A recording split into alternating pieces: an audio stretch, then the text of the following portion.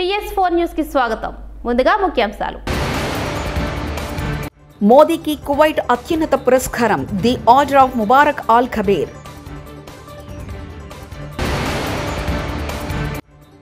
భక్తులకు alert, TDT కీలక నిర్ణయాలు. బెనిఫిట్ షోలకు అనుమతి ఇవ్వబోమనే నిర్ణయం సరికాదు, తెలుగుదేశం పార్టీ ఏపీ అధ్యక్షుడు పల్లా శ్రీనివాసరావు.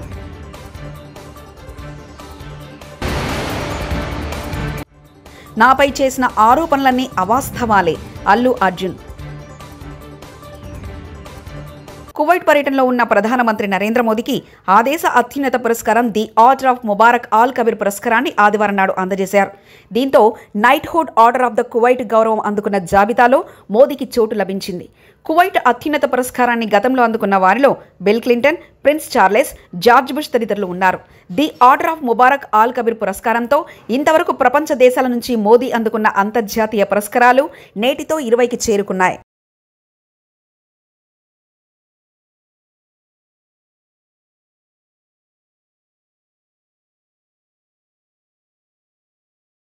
తిరుమల అన్ని క్షేత్రాలకు రోల్ మోడల్గా ఉండేలా అభివృద్ధి చేస్తామని టీడీటీ ఈవో శ్యామలరావు తెలిపారు. గత 6 నెలలుగా తిరుమలలో భక్తులకు మెరుగైన సౌకర్యాల కల్పనపై మార్పులు చేశామని చెప్పారు.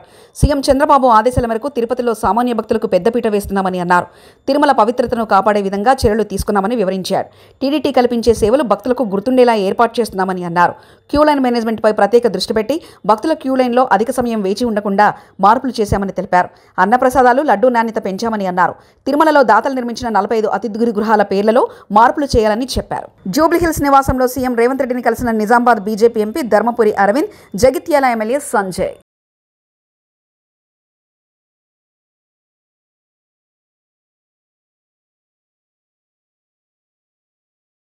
రిపీట్ అల్లు అర్జున్ ఇంటిపై రాళ్ల దాడి, ఇంట్లోకి దూరి సెక్యూరిటీ మీద దాడి చేసి పూల కిండులు ధ్వంసం చేశారు. ఇక అల్లు అర్జున్ ఇంటికి చేరుకున్నారు మామ కాంగ్రెస్ నేత కంచర్ల చంద్రశేఖర్ రెడ్డి.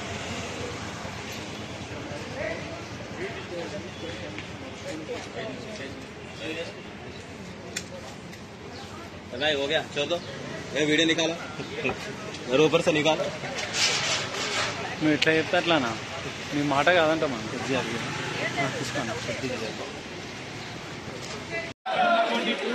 ధ్వంసం చేసి అల్లు అర్జున్ నివాసంలోకి చేరుకున్నటువంటి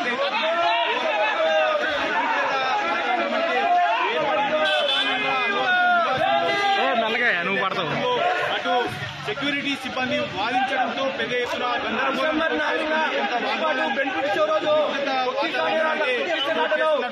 అరే సినిమా దొంగల్లారా, మా డబ్బులు దోచుకుని లక్షల కోట్లు సంపాదిస్తున్నారు. ఈరోజు ఒక్క డైరెక్టర్ అయినా ఒక ప్రొడ్యూసర్ అయినా మాట్లాడుతున్నారా? పేదవాళ్ళ కోసం ప్రభుత్వం మాట్లాడుతుంటే ప్రభుత్వాన్ని విమర్శిస్తున్నారా మీరు? లక్షల వేల కోట్లు సంపాదించుకొని ఒక్కడైనా మాట్లాడుతున్నారా? ఒక్క దర్శకుడైనా ఒక ప్రొడ్యూసర్ అయినా మాట్లాడుతున్నా? సిగ్గు శరం ఉండాలి. ఒక పెద్దోనికి ఏ చిన్న గాయమైతే వారి దగ్గరకు వచ్చి మాట్లాడుతున్నారు కదా. థియేటర్ తనకు గుడి లాంటిదని, అక్కడ ప్రమాదం జరగడం నిజంగా బాధగా ఉందని సినీ నటుడు అల్లు అర్జున్ అన్నారు. పోలీసులు, అధికారులు అందరూ కష్టపడి పనిచేసినా సంధ్యా థియేటర్ వద్ద జరిగిన ఘటన దురదృష్టకరమని విచారం వ్యక్తం చేశారు. సంధ్యా థియేటర్ వద్ద జరిగిన తొక్కిసలాట ఘటనపై శనివారం సీఎం రేవంత్ రెడ్డి అసెంబ్లీ వేదికగా మాట్లాడారు. సీఎం వ్యాఖ్యల నేపథ్యంలో అల్లు అర్జున్ విలేకరుల సమావేశం ఏర్పాటు చేసి మాట్లాడారు. అని ఎవ్వరూ నాకు వరకు అసలు నన్ను కలవలేదు, నాతో ఏం చెప్పలేదు. నాకు చెప్పిందల్లా అది పైగా మా మేనేజ్మెంట్ సైడ్ నుంచి వాళ్ళు మా వాళ్ళు వచ్చి చెప్పింది ఏంటంటే, సార్ బయట ఓవర్ క్రౌడ్ అవుతుంది, మీరు దయచేసి వెళ్ళిపోండి అని చెప్పారు. వాళ్ళ పోలీసు వాళ్ళందరూ బయట చాలామందికి ప్రాబ్లం అవుతుంది సార్, ఓవర్ క్రౌడ్ అవుతుంది, మీరు వెళ్ళిపోండి అంటే నేను వెళ్ళిపోయా. సినిమా స్టార్ట్ అయిన కొంచెంసేపు నేను వెళ్ళిపోయా. నేను మా వైఫ్ అందరూ మేము బయటకు వచ్చాము అంతే. నాకు అసలు ఆ తర్వాత నెక్స్ట్ డే నాకు తెలిసింది ఒక లేడీ ఇలా ఉందంట, కళ్ళు తిరిగి పడిపోయిందంట, ఆ తర్వాత ఆవిడ పాపం చనిపోయిందంట, ఇలా ఒక కిడ్ ఉన్నాడు అంటే నేను షాక్లో గురయ్యా. అంటే నాకు తెలీదు అసలు, నెక్స్ట్ డే వరకు నాకు అసలు తెలీదు. I had no idea. ఎందుకంటే నేను నా పిల్లోనే పక్కన పెట్టుకున్నా, నా వైఫ్, నా కొడుకు, నా కూతురు థియేటర్లోనే ఉన్నారు. నాకు తెలీదు. నిజంగా అలా జరుగుండుంటే, నాకు తెలుసుండుంటే నేను వాళ్ళు తీసుకుని వెళ్ళిపోతాను కదా, మినిమం కదా. ఎవరైనా వాళ్ళ పిల్లలు వాళ్ళు తీసుకుని వెళ్ళిపోతారు కదా. నాకు తెలియని కూడా తెలియదు. సరే పిల్లలు వాళ్ళు చూసుకుంటారు, మనం వెళ్ళిపోతే క్రౌడ్ క్లియర్ అయిపోతే, ప్రాబ్లమ్ సాల్వ్ అయిపోతే నేను వదిలేసి వెళ్ళిపోయా. అలాంటిది నాకు తెలిసి కూడా నేను సినిమా చూస్తూ ఉన్నాను, ఇలాంటి ఫాల్స్ అలిగేషన్స్ వస్తే చాలా బాధ వేస్తుంది. పిల్లలు ఉన్నారు సార్, పిల్లలు వదిలేసి వెళ్ళిపోతాను నేను. నాకు నా పిల్లలు అంటే ఎంత ఇష్టం తెలుసు, ఎవరైనా ఉంటారు కదా, తీసుకుని వెళ్ళిపోతారు కదా. అలాంటి నాకు క్లూ కూడా లేదు. నేను ఇంటికి వెళ్ళిపోయిన తర్వాత నేను వెళ్ళిపోయిన నెక్స్ట్ డే నాకు మార్నింగ్ తెలిసింది చనిపోయారంటే షాక్ అయ్యాను నేను. షూటింగ్ నుంచి రాగానే శ్రీతేజ్ను హాస్పిటల్కి వెళ్ళి పరామర్శించా. రేవతి కుటుంబానికి భరోసాగా ఉంటానని ధైర్యం చెప్పా. పబ్లిసిటీ చేసుకోలేదు కాబట్టి ఎవరికీ తెలియలేదు. సినీ ఇండస్ట్రీ నుంచి ఎవరు వెళ్ళలేదన్నందుకు ఇప్పుడు చెప్పాల్సి వచ్చిందంటూ నటుడు జగపతి బాబు వ్యాఖ్యానించారు. యాక్సిడెంట్లో ఎఫెక్ట్ అయిన ఫ్యామిలీని చూడటానికి ఫాదర్ని, ఆ బాబు సిస్టర్ని పలకరించాలని అనిపించింది, చూడాలనిపించింది. హ్యుమానిటేరియన్ గ్రౌండ్స్ మీద వెళ్ళాను. పాజిటివ్గా ఉంది. He might recover. This a very good chances. Let's hope for the best అని, with all the peoples blessing and gods and goddesses అని చెప్పేసి భరోసా ఇచ్చి వచ్చాను. I wanted to go and అందరికంటే ఎక్కువ ఎఫెక్ట్ అయింది ఆ ఫ్యామిలీ కాబట్టి ఆ ఫ్యామిలీకి సపోర్ట్ ఇద్దాం అనే మై ఎక్స్టెంట్ సపోర్ట్. పబ్లిసిటీ చేయలేదు కాబట్టి ఎవరికి తెలియలేదు కాబట్టి ఈ మాట వచ్చింది. అది I just clarified it. Thank you very much once again. నమస్తే. అల్లు అర్జున్ ఏమైనా తీస్మార్క్ అని అనుకుంటున్నాడా? అసలు అల్లు అర్జున్కి తెలంగాణలో ఆధార్ కార్డు ఉందా? పోలీస్ అధికారులు నాకు చెప్పలేదంటున్నావు. నీకెందుకు చెప్పాలి? నువ్వేమైనా తీస్మార్క్ అని అనుకుంటున్నావా? నువ్వు మామూలు పౌరుడివి. నీకు ఆధార్ కార్డు ఆంధ్రలో ఉందా, తెలంగాణలో ఎక్కడ ఉందో కూడా నాకు తెలియదు. అసెంబ్లీలో నీ వల్ల గంట సమయం పోయింది. నీ గురించి మేము ఎందుకు బాధపడాలి?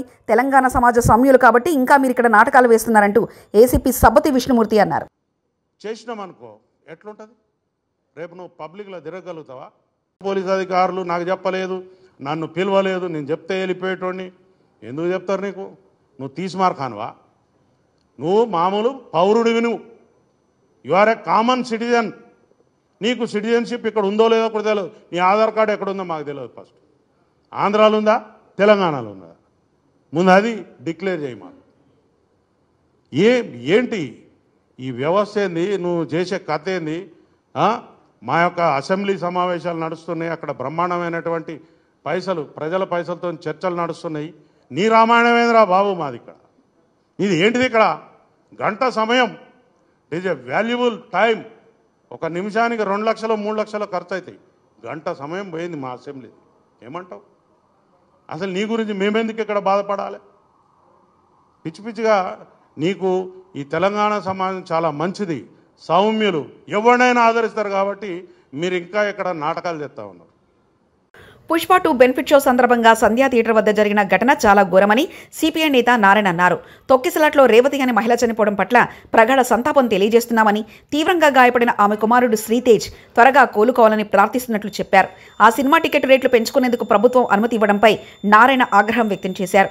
ఈ మేరకు ఆయన ఓ వీడియోను విడుదల చేశారు. మరణం పట్ల సిపిఐ తరఫున ప్రగాఢ సంతాపం తెలియజేస్తా ఉన్నాను.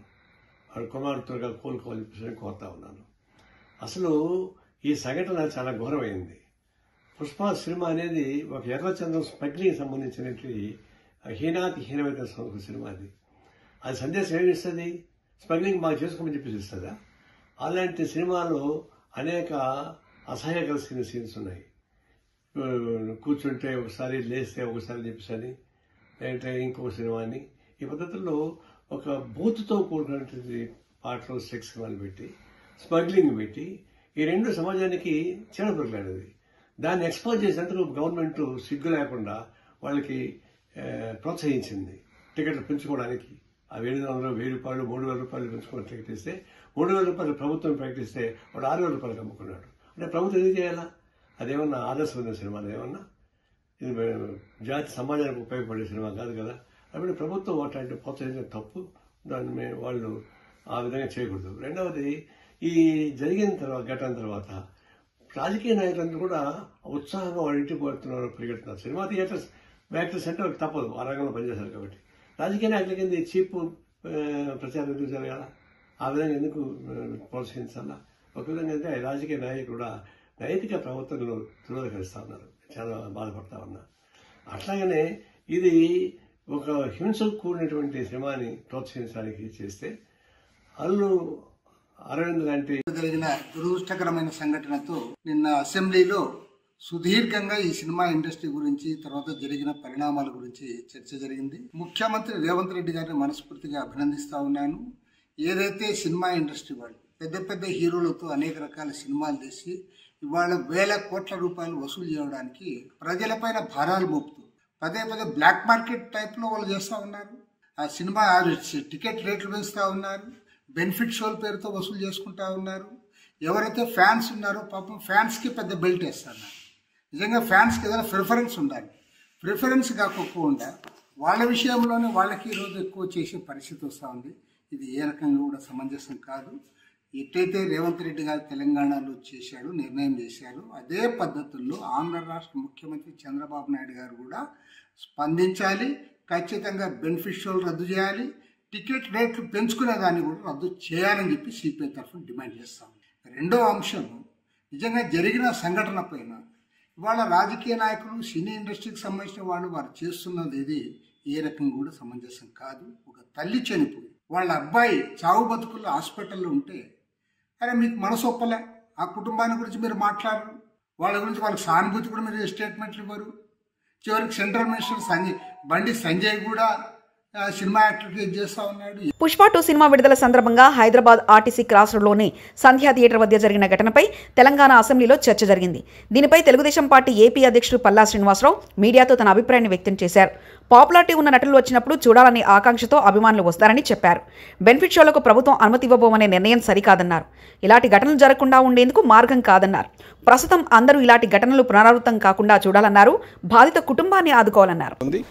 అలాగే సినిమా యాక్టర్స్ కూడా ఇది వాళ్ళు వస్తే, ఎందుకంటే అందరూ కుటుంబ సభ్యుల్లో భావిస్తారు, విపరీతమైనటువంటి ఫ్యాన్ ఫాలోయింగ్ ఉంటుంది కనుక అలాంటి సమయంలో వెళ్ళకూడదని ఆలోచన చేస్తే మంచిదని నా ఉద్దేశం.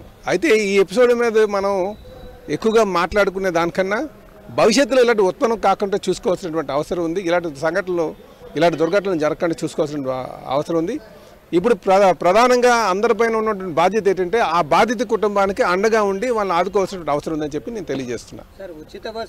వ్యవసాయం స్థిరీకరణ కావాలి. పట్టు రైతుల రాష్ట్ర సమ్మెళనంలో ఉద్యాన విశ్వవిద్యాలయ వైస్ ఛాన్సలర్ ప్రొఫెసర్ దండా రాజిరెడ్డి రాష్ట్రంలో వ్యవసాయం స్థిరీకరణ కావాలని, వివిధ వైవిధ్యం కలిగిన పంటలు ఉండాల్సిన అవసరం ఉందని, నేలను సంరక్షించుకోవాలన్నా, వాతావరణ కాలుష్యం ఉండకుండా ఉండాలన్నా, రైతు తన కాళ్ల మీద తాను నిలబడాలన్నా, ప్రభుత్వం నిలకడగా ఉండాలన్నా, వ్యవసాయంలో ఉద్యానవన పంటలు, పశుపోషణ, పట్టు పరిశ్రమ లాంటి సెక్టార్లు కలిసి చేసినప్పుడే వ్యవసాయం అనేది గిట్టుబాటు ధర అవుతుందని ఉద్యాన విశ్వవిద్యాలయం వైస్ ఛాన్సలర్ ప్రొఫెసర్ దండా రాజిరెడ్డి అన్నారు. పట్టు రైతుల రాష్ట్ర సమ్మేళనం ఆదివారం హైదరాబాద్లోని సుందరయ్య విజ్ఞాన కేంద్రంలో తెలంగాణ పట్టు రైతుల సంఘం రాష్ట్ర కన్వీనర్ మూడ్ శోభన్ అధ్యక్షతన జరిగింది. ముఖ్య అతిథిగా హాజరైన ఉద్యాన విశ్వవిద్యాలయం వైస్ ఛాన్సలర్ ప్రొఫెసర్ దండా రాజిరెడ్డి మాట్లాడుతూ రాష్ట్రంలో 1,92,00,000 ఎకరాల విస్తీర్ణంలో పంటలు పండిస్తున్నామని అన్నారు. 1,20,00,000 ఎకరాల్లో వరి, 80 ఎకరాల్లో పత్తిని పండిస్తున్నామని తెలిపారు. మిగిలినవి 20,00,000 ఎకరాలే. వ్యవసాయం స్థిరీకరణ కావాలని అన్నారు. మనం చాలా సంతోషపడుతున్నాం, ఎందుకంటే 1,92,00,000 ఎకరాల విస్తీర్ణంలో మన పంటలు పండిస్తున్నాం. ఈ సంతోషం ఎన్ని రోజులు ఉంటుంది అనేది పెద్ద ప్రశ్న.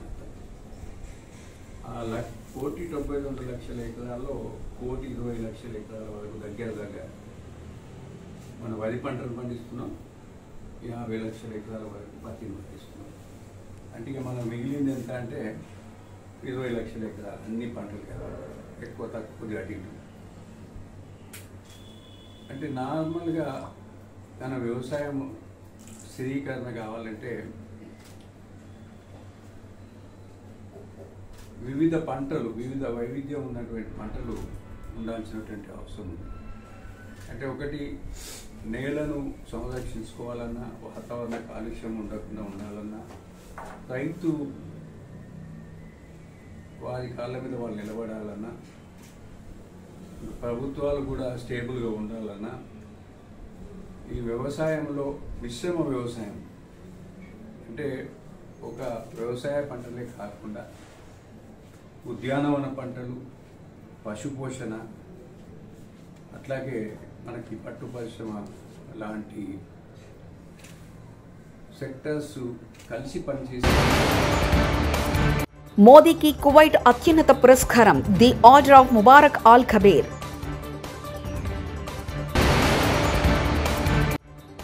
భక్తులకు అలర్ట్, టీడీటీ కీలక నిర్ణయాలు. బెనిఫిట్ షోలకు అనుమతి ఇవ్వబోమనే నిర్ణయం సరికాదు. తెలుగుదేశం పార్టీ ఏపీ అధ్యక్షుడు పల్లా శ్రీనివాసరావు.